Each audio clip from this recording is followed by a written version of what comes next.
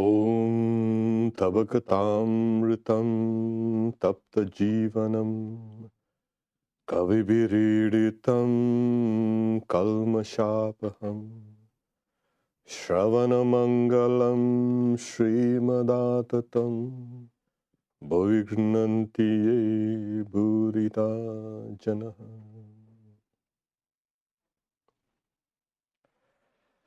Thy words of immortality, filled with divine glories, are auspicious to hear. They are praised by sages, for they destroy the threefold miseries of life as well as our sins. Those who receive and spread thy words, O Lord, are the greatest benefactors. The Gospel of Sri Ramakrishna, on page 96, Sunday, April 9, 1882. Sri Ramakrishna was seated with his devotees in the drawing room of Pran Krishna Mukherjee's house in Calcutta, Kolkata now. It was between 1 and 2 o'clock in the afternoon.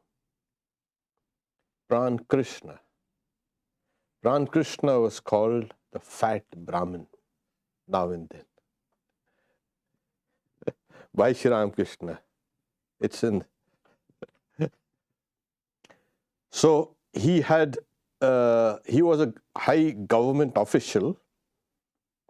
Since he had no offspring by his first wife, with her permission, he had married a second time, through which he had a son.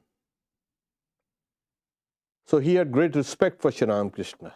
Though a householder, Pran Krishna studied the Vedanta and had been heard to say, Brahman alone is real and the world is unreal. So that was Pran Krishna's, and Sri Ramakrishna is at his house. Since Colonel Vishwanath lived in the neighborhood, the master intended to visit him before going to see Keshab at the Lily Cottage. Colonel Vishwanath, he was a high official in the employment of the government of Nepal. And however, Sri Ramakrishna, you should not call him colonel, we used to call him captain. So he was Sri Ramakrishna's favorite devotee. And as I said, in recognition of his merit, the government of Nepal had given him this title of colonel. He was a scholar of the Gita and the Bhagavatam and the Vedanta philosophy. He performed the worship of his chosen deity daily. And Sri Ramakrishna used to see that he used to get his chest and eyes and face used to get so flushed when he used to worship. He was a real devotee. He had read many of the Vedas and other scriptures, and said that I've met many saints and monks, but never have I come across Sri Ramakrishna who enkindles that spiritual fire within me. So he used to call Sri Ramakrishna the embodiment of the scriptures. So that was Colonel Vishwanath. We will come across him often in this book because he's mentioned in various places and various incidents. So the master again intended to visit Keshab. We had seen in the last, you can say, reading, that he had visited Keshab and he had asked M, and why aren't you coming here to meet me? So it's almost a month after that last meeting at the same place. So Sri Ramakrishna is going to see Keshab at the Lily Cottage. A number of devotees and neighbors and friends of Pran Krishna had been invited to meet Sri Ramakrishna. They were all eager to hear his words. Master, God and his glory. The universe is his glory. People see his glory and forget everything. They do not see God, whose glory is this world. Now we can explain this in various ways. One school of thought is the world is a reflection of God. And if the world appears so beautiful, and it is beautiful, and you can imagine what God's beauty is. The other is God has become the universe, a part of him. Padosya Vishwa Bhutani Tripadasya Divi. This is one of the oldest hymns in the Vedas. That just a quarter, a small part of him has become the universe. And the majority of him, of God, is in its transcendent form. So this universe is his glory. This universe, yes, this vast 13.8 billion years old universe, and this is just one we know, the known universe. We don't know how many universes are there. But for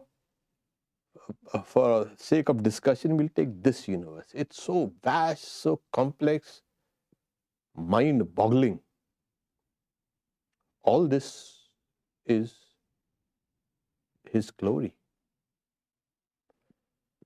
But we forget one thing, that each and every life encapsulates, in a way, the universe. And all the forces and all the materials and everything that is there out in this vast universe are also found in each and every being, especially in the human being.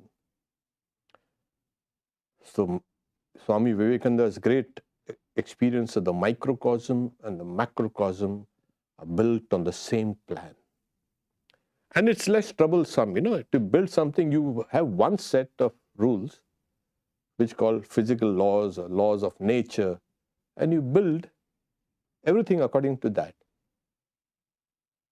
So laws are simple. So we don't see the universe as it is. We are more interested in, I have to go on a diet, I am fat, I am thin, I am weak, I am this, I have got that and this. We don't realize that the glory of the universe is there, reflected in your own self. And we forget the inner being. The first class of devotees thinks God is out there, has got nothing to do with this world. He keeps an eye on it and rewards you and punishes. But God is out there somewhere far, an extra cosmic God. That same devotee, when she keeps on practicing meditation and devotion, feels that God is my inner self. It's called Antaryami. That's the second class of devotee. And the third class of devotee is, God has become all these things. This person, this devotee, he sees God has become all these things, understands it through going within the body and seeing that the indwelling self there inside. We don't see the indwelling self in anything. Forget our bodies also. We see only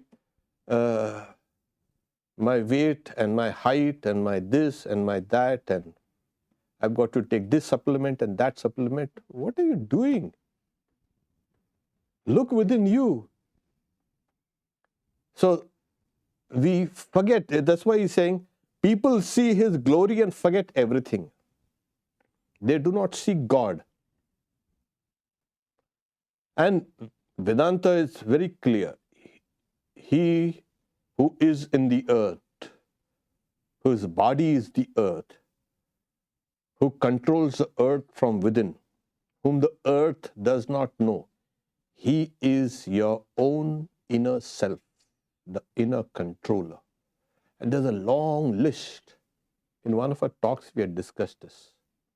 He's in earth, in water, in fire, in air, in the mind, in the intellect, in the senses, everywhere. The body does not know, the earth does not know, nothing. They don't know.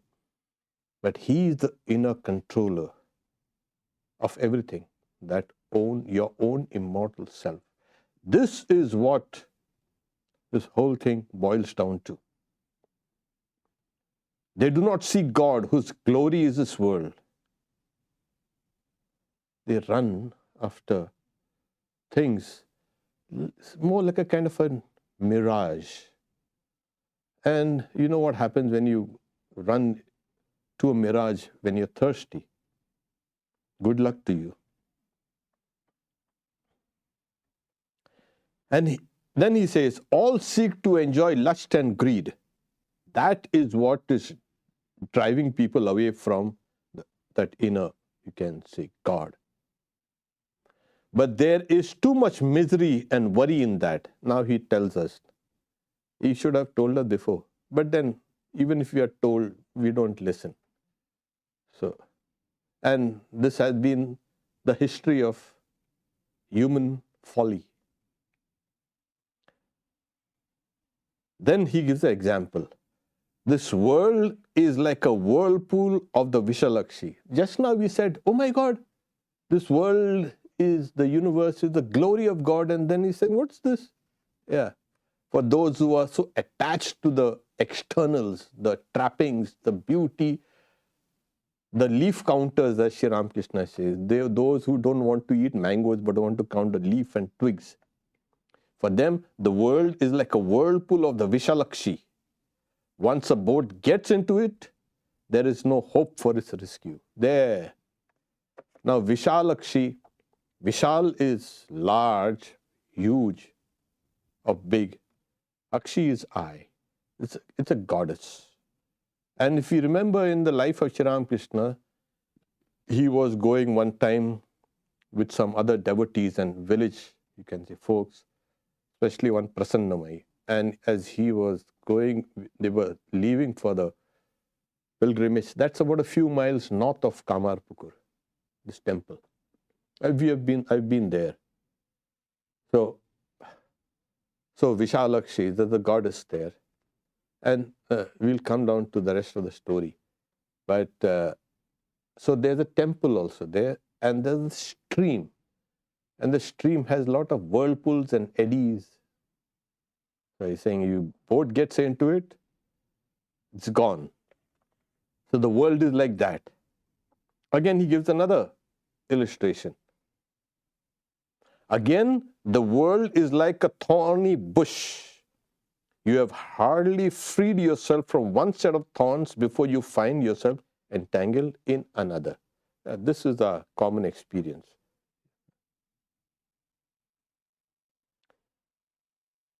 Again, he gives another illustration. Once you enter a labyrinth, you find it very difficult to get out.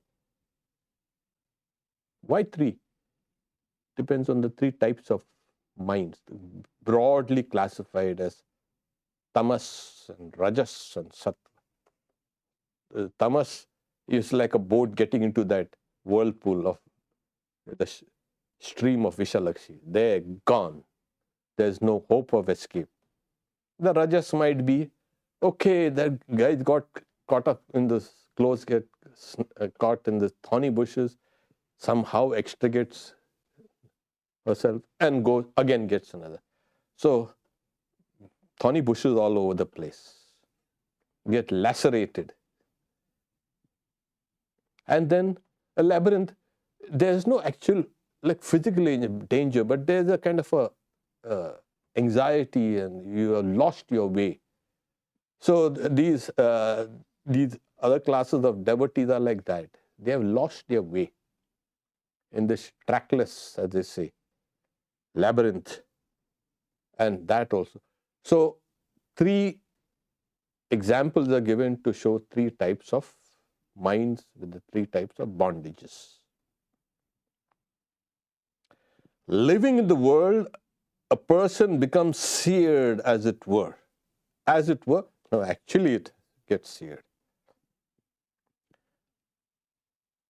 You know, the opening stanza in this, the same Mangalacharan, that is the opening verse for this, is Tapa, you can say Haranam. That is one who destroys the 3-fold miseries of life. So what are the 3-fold miseries of life? The 3-fold miseries are it's translated as miseries. It's more like kind of you're being seared by. One is things that happen within the body. You're walking and then suddenly you get a kind of a headache or a stomach ache, you're working.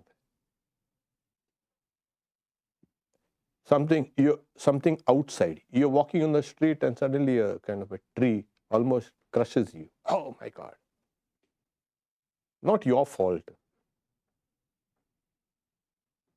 And then suppose you're out there and suddenly a lightning bolt comes and strikes you, or something like that, some natural calamity.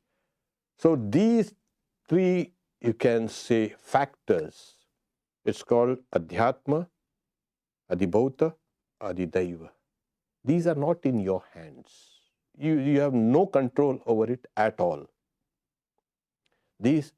Every body, physical body and mental body, is subject to these 3 uncertainties. And that's what they kind of. And why is this tapa? Why is this? Yeah, because of stress, of course. When you're angry, see what happens? You start sweating. You still see. When you're calm, you're cool. There's a cool as a cucumber, and a hot as a potato.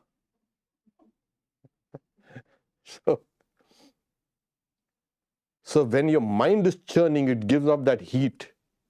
You notice. So man becomes seared, as it were, in these uncertainties when this person is pursuing goals other than the goal of realizing God.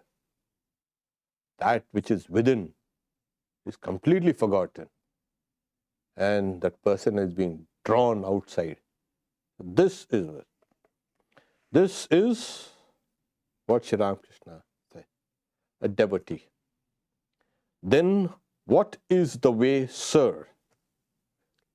Now, you're lost, you're caught up in those thorny bushes, or you're going to sink in that Vishalakshi, you can say, the stream, the whirlpool. So Sri Ramakrishna gives 2 very simple solutions. Prayer and the company of holy men, holy people. Is that all? Yes, that's all. I mean, he'll give you some more, but this is the opening salvo, as they say, the note. And that's why we say,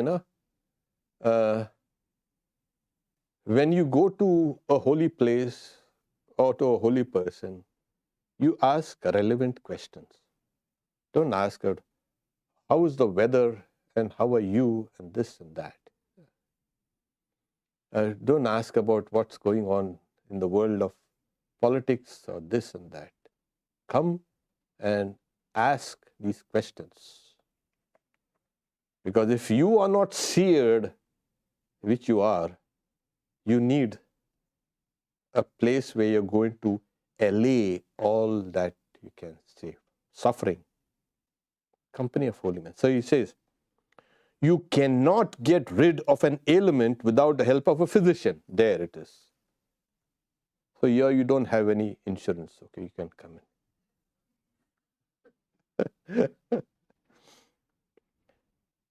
Because there's something called the disease of worldliness. Worldliness itself is compared to a disease. It's called a bhava roga. Roga is disease. Bhava is the disease of worldliness, of becoming. So you need a physician. But it is not enough to be in the company of religious people only for a day. There's another. Just for a day, I went and met that Swami. I went and met that Babaji.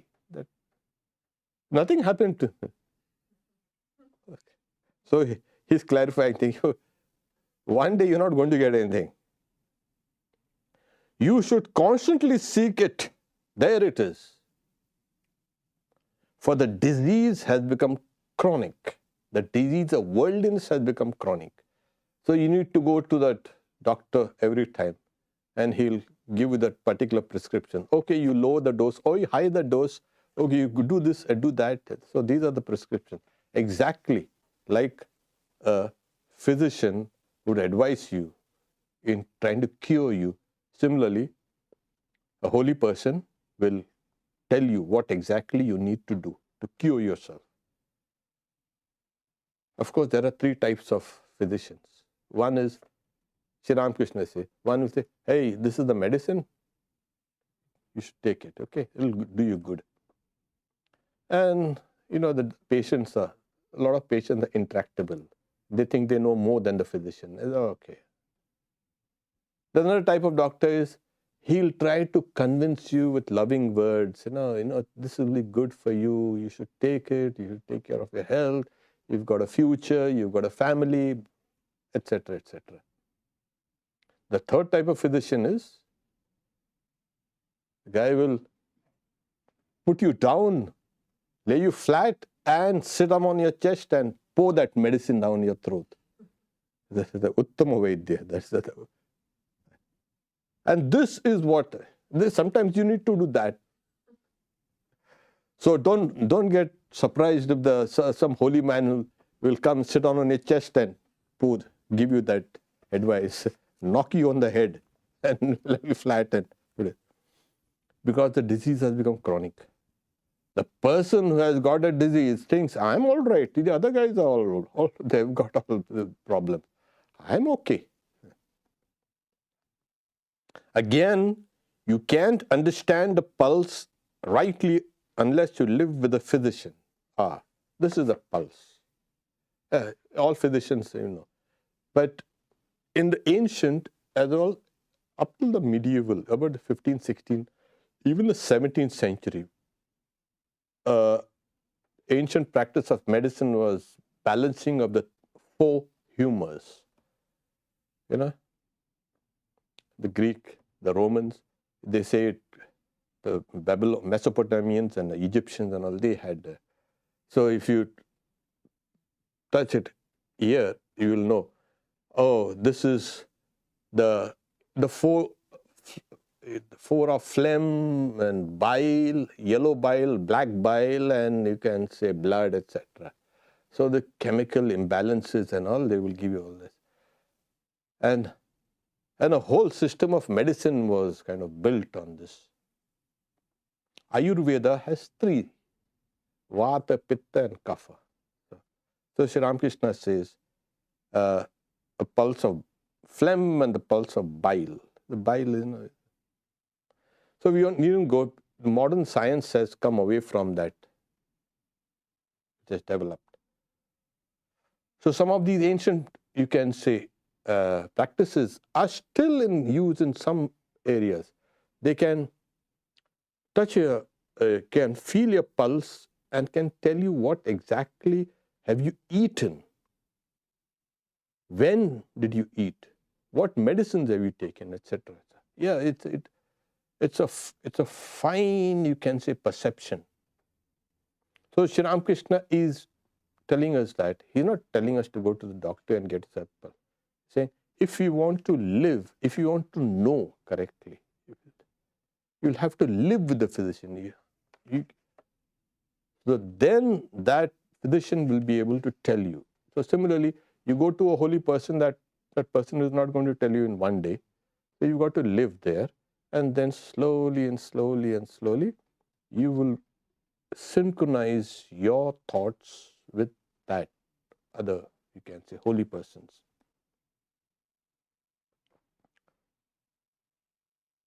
What is the good of holy company? First you say, holy company necessary. What's the good of it? Yeah. Then Sri Ramakrishna says, the master, it begets yearning for God. It begets love of God. This is very important. So he further said, nothing whatsoever is achieved in spiritual life without yearning. By constantly living in the company of holy people, the soul becomes restless for God. This is what actually happens. We read books. Swami Vivekananda gives an example. It's only a flame that can light another lamp. So a living flame conveys its living light to a lamp. So one light, many lamps. So this fire is enkindled with this constant, you can say, association with holy people. And see, what happens is, there has to be, and there is, a gradual transformation. The person now believes that, yes, God is real and God can be realized. This is very important.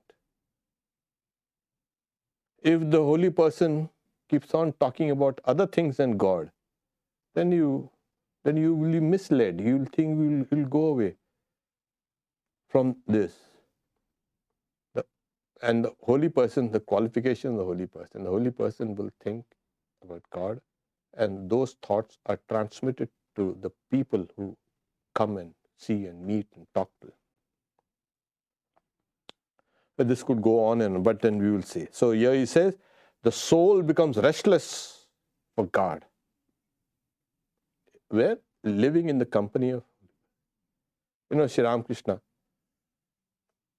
he used to encourage his disciples to test him. One disciple, he woke up in the middle of the night and he saw Sri Ramakrishna not in his room. And suddenly he started doubting, saying his wife stays there in that concert tower. Maybe. So he goes out and he's standing outside the concert tower to catch him now. All this talk about God the day, it might be a kind of a sham. And then he sees Sri Ramakrishna coming from the pine grove from the other side. And he sees his disciple, oh, what are you doing? And he felt crushed. Oh my God. He doubted his guru. But then Sri Ramakrishna says, don't worry. You must see a holy man at daytime as well as night. So that is very important. You might go and see a holy man wearing a nice kind of clothes and wearing all this kind of polished things around, and he's got all this kind of glitter and glamour around him. You're saying, oh, that's a holy man. Yeah. He's got a large, nameplate there, and they've got a billboard there and all these things. His name is advertised as a great holy man. People come to him in droves, and really. So don't get fooled with this kind of external glamour. See that holy man at different times of that. That's the reason why I say you must be able to, unless you live with the physician, moving with him constantly, you will not be able to. Similarly, you must be able to check whether this person, his words and his thoughts are one. That's very important. There is no hypocrisy. There is no kind of simulation. So Sri Ramakrishna says, Mon Mukh Ek Kara, to make your mind and your speech one. So that is what will spark your restlessness for God. Then he gives an example, again an example. This yearning is like the state of a mind of a man who has someone ill in his family. His mind is in a state of perpetual restlessness, thinking how the sick person may be cured. Yes, we have seen this. How restless, how agitated we become when you feel all the doors are closed and there's no recourse to anything, no help, nothing. And someone you love is dying, sick. What will you do? And there's nothing. So that kind of restlessness, that's a constant restlessness, is this kind of restlessness that happens when you become restless for God. Again, he gives another example. Or again, one should feel a yearning for God like the yearning of a man who has lost his job and is wandering from one office to another in search of work. If he is rejected at a certain place which has no vacancy, he goes there again and the next day and inquires, is there any vacancy today? And we see these examples, and that's the reason why Sri Ramakrishna gives us these examples, so we can relate to them. We understand these things. So this kind of restlessness that comes upon one, you cannot sleep. You're constantly thinking. Your mind is in a kind of whirlwind. You're just thinking what's going to happen. And all the fears and all the kind of, you can say, imaginations and all the dark, you can say, thoughts come to you during this time. It makes you even more restless. That kind of restlessness will come when you are restless for God. That is the result of holy company. That's why I tell people now and then, get some holy company. And you know where the holy company is. So you go and get some holy company. Then he adds to this prayer and the company of holy people. Then he says, there is another way. Earnestly praying to God. God is our very own. This is elaborating the prayers. So how do you pray? Saying, God is our very own. We should say to him, oh God, what is thy nature? Reveal thyself to me. Thou must show thyself to me. For why else hast thou created me? This is something which has now become an intense feeling. It's like you know there's something, you don't know the real nature of God, and you're praying. This is how you must pray. This comes when you have already established a relationship. As the restlessness for God keeps on increasing gradually, slowly and slowly in the company of holy people, etc., etc., then what happens is this. This is called, in other words, bhakti, devotion. The example given is, a person loves another person. That person likes to be in that person's company for obvious reasons. Why? That person feels secure, safe, happy, etc. You would like to love God in that way.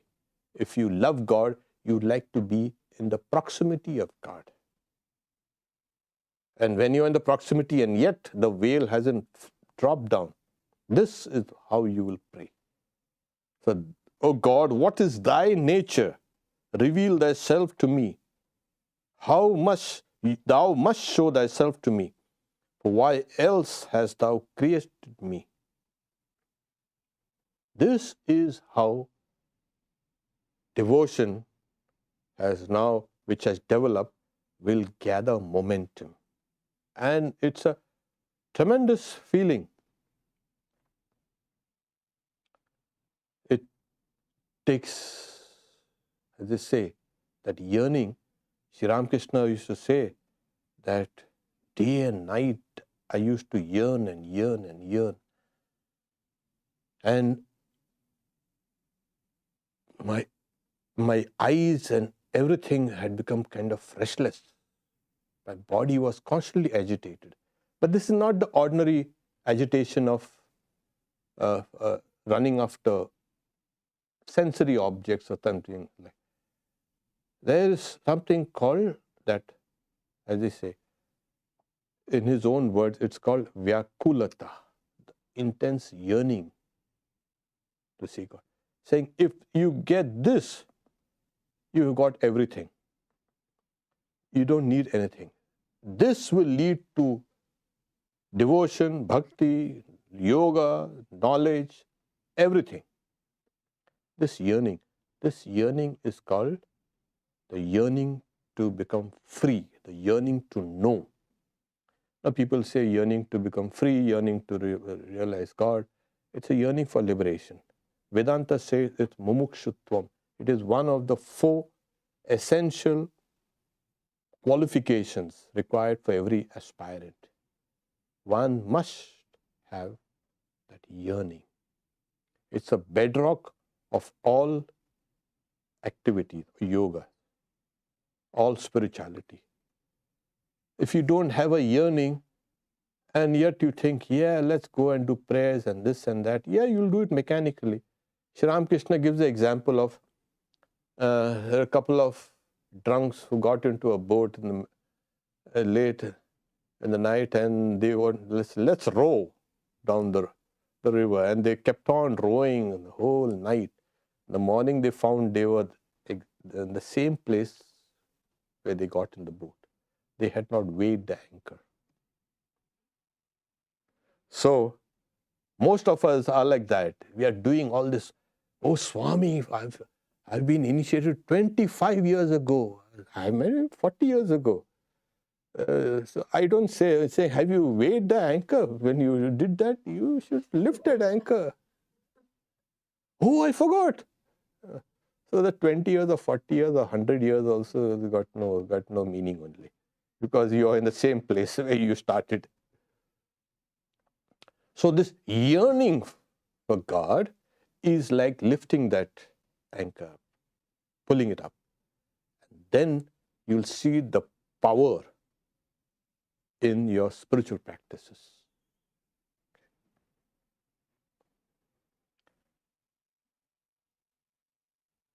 Some Sikh devotees once said to me, God is full of compassion.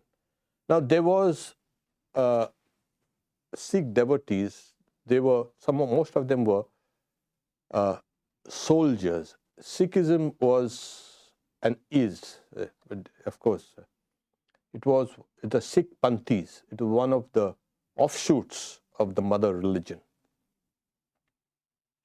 And so they were, the people, the Sikhs, they are very martial in nature. So they generally get into the military and etc., army. So there was a barracks near Dakshineshwar, which now, after all these years, even then it was called a barrackpur. Pur is the city of barracks. And if those who have studied Indian history will find, in 1857, there was that mutiny that started from there with Mangal Pandey, etc. And Sri Ramakrishna, he had often gone to the barracks of the, and they used to come here. And they were very devoted to holy people, these Sikhs.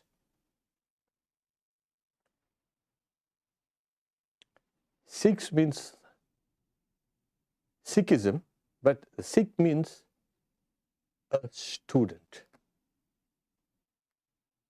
Yeah, Sikh also means one who learns, Sikhwa. So people have some very strange. A Sikh is supposed to be always learning. That is what. So he said, God is full of compassion. So Sri Ramakrishna says, but why should we call him compassionate? He is our creator. What is there to be wondered at if he is kind to us? Parents bring up their children. Do you call that an act of kindness? They must act that way. Therefore, we should force our demands on God. He is our father, he is our mother, isn't he? So all the mothers of the world, whether it's a bird or it's an animal, the fish, all these, you'll find in the mammalian, like in marine creatures, you'll find the mothers taking care of their, giving birth to the child and taking care, birth to the offspring, taking care. It's there, it's done. And even in the forest, there are mother trees. And everywhere there are mothers. So the motherhood is everywhere. And they must act that way. Your very nature, your very genes, your very DNA will impel you to behave like that. You are forced to behave like that. So they will do that. So God also, he is looking after his creation. He has to look after it. Why? Because that's his DNA. It's in chromosomes. His very nature. His very nature is to look after this world that he has created. What's so great about this? Oh, he's a compassionate. Yeah. He's all love. Yeah, that's it. He's supposed to be that. What's all? So God has he's created this universe and has nothing to do. That's not going to. Because, and that's why you say, in Hinduism and especially in this, he says, the highest idea of God is that of a mother who will look after it, who will give her life for the child. Yes, as long as the child is defenseless, needs help, the mother sacrifices everything for the child. So the same thing with God. Now you get the idea what's the nature of God. You are getting slowly. This is how you must arrive at what is your nature. Why are you trying to hide yourself from me? See this world and see how it's running, and know that there is someone protecting it, taking care of it. We can stop here.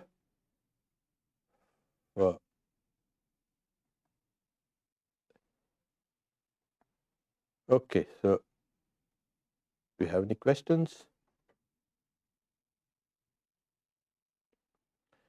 You said one should live with a holy person, but what if we don't live with a holy person?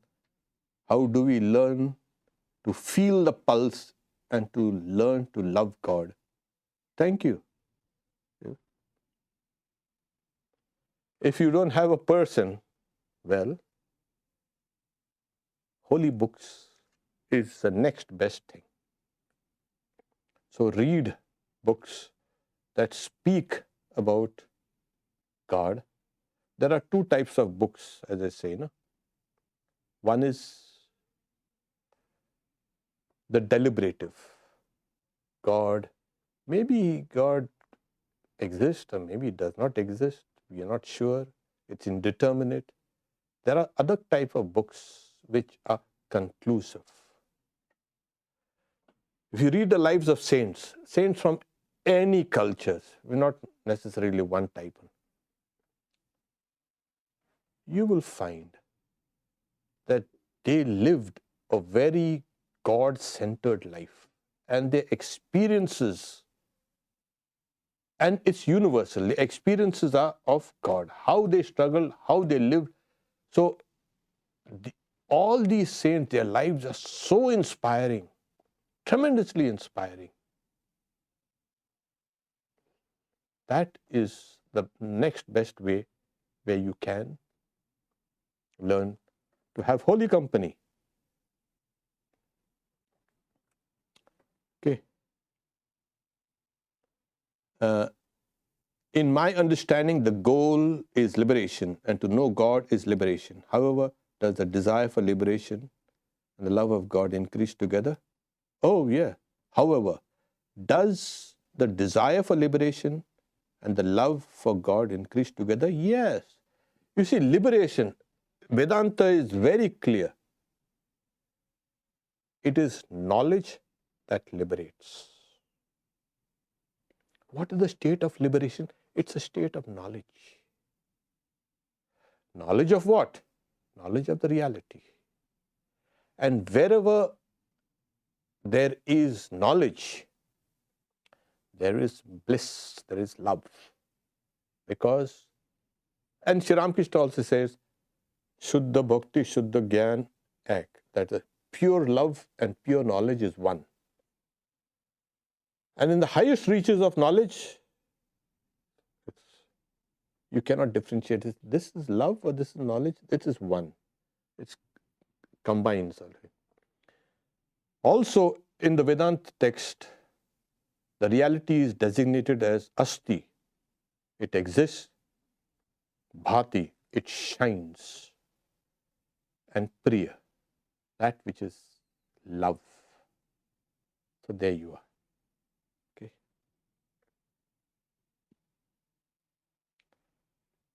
Yes. Do we have any questions here? Yes. You were just talking about how like one's own DNA will and nature will compel them to do things. I was just reading in Raja Yoga, and he was talking about how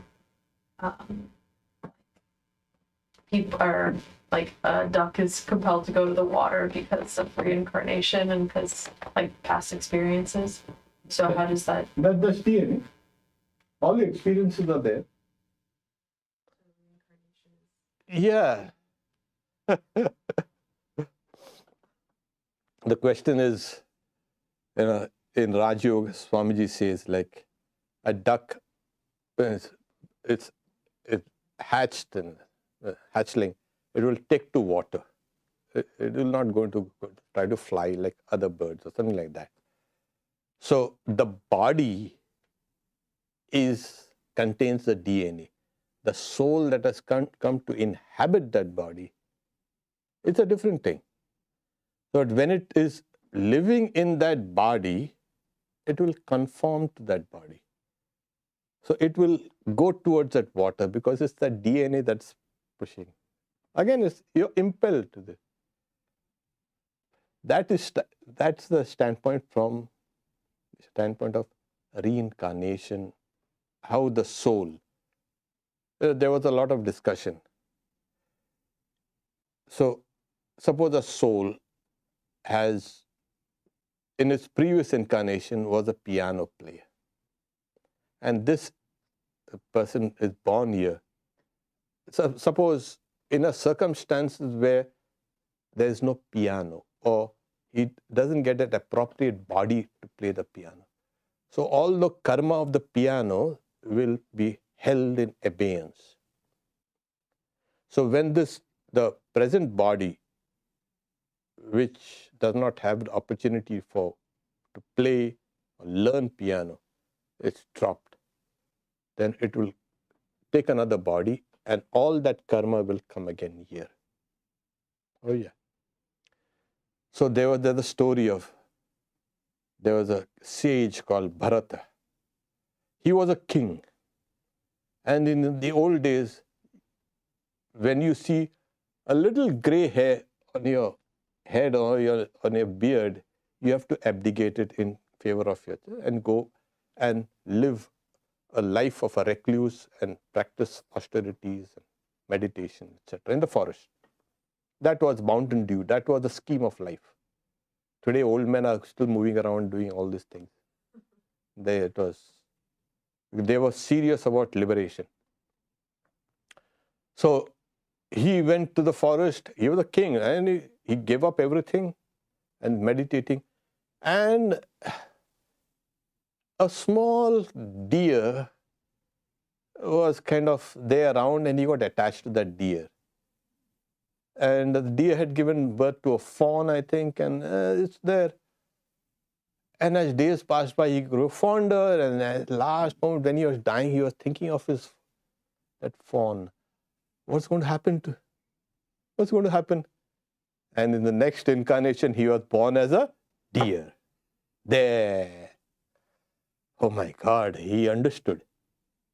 So that deer used to go around and only hang around where the hermitages of the sages, or ashrams of the sages. Used to hear all this Vedic chanting and this and that, move around.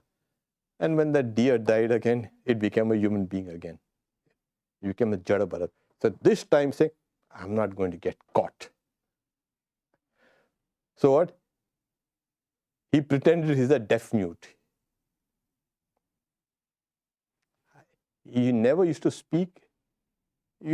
And his brothers and their wives, they used to take advantage of him, make him do all the work and this and that. And he quietly, like a drudge, he worked. He never uttered anything, never complained, never protested, nothing. And one day there was an opportunity, and then a king came and said, what are you, you fool, can't you walk? Then he put down the palanquin he was carrying. What do you mean talking? What do you think, you're a fool? Who's a fool? And then he gave one of the greatest discourses on the Atman. It's in the Mahabharata. So all that knowledge was held in abeyance in a deer's body. So it then came out again. So much for, the question is, like a mother, like all mothers in the world, we have seen the tigress, oh my God, she's so menacing, and a growl will make you freeze, you'll kind of collapse, you'll die, just in fright. But see that same tigress, when she gets something to eat and she takes it to the cubs, look at her. She's doing her duty. She has to feed and protect her cubs. Oh, the tigress, she's a man-eater and this and that. Or she's a cow-eater, she's a all-eater. She's looking after the kids. Look at her. So that's that side of that tigress. All mothers are like that. So God is also likened to a mother who has given birth to all these things. So you will take care of it. Okay. Swamiji, okay, you are embodiment of that, spreading love. Oh, thank you. When we sworn the knowledge, we become that. Yeah, okay. Radhi. So you see, everybody is an embodiment of that. The final conclusion of in a long passage in the Upanishads called the Chandogya Upanishad, the father keeps on telling his son through various teachings and examples, thou art that, tattvamasi, thou art that. Now the emphasis is on that, okay, not thou. Many people, they get into that kind of semantic twaddle. Thou art that. No, that's not important. Thou is secondary. Not in secondary, it does not exist. Thou art that. That is important. Okay. So how do we pull the anchor so that one realizes one is not getting stuck? So the question is, how does one wade, how does pull on the anchor so that one is not stuck in the same place while rowing all through? Well, give an example. Go and meet the swamis. Like I said, the best thing you could do is read this gospel. Oh yes. You will understand that at times Sri Ramakrishna is talking directly to you. Oh, yes. One day you'll find yourself in this book. This is with all scriptures. It's not just a book. So you'll find yourself there. Your problems, etc., whatever you find, oh, Sri Ramakrishna is addressing this very thing that was troubling me. So it's not just reading. It's meditating, contemplating. Read one or two passages and contemplate on it. Let it go out throughout the entire day. So make it a kind of habit. Even 10 minutes, even 15 minutes of your day, if you can. This is the way to lift the anchor. Om Shanti Shanti Shanti Harihi Om Tat Sat Sri Ramakrishna Arpanamastu. So Friday announcements, householder devotees, we will be taking Lakshmi Devi. She is another great soul. We also, on Sunday, the nature of super concentration. That's on at 10 a.m. Sunday. We also have on Sunday the annual general meeting at 2 p.m. at the Tapovan retreat. Those who are members are expected to attend the meeting. Thank you very much. Peace, peace, peace.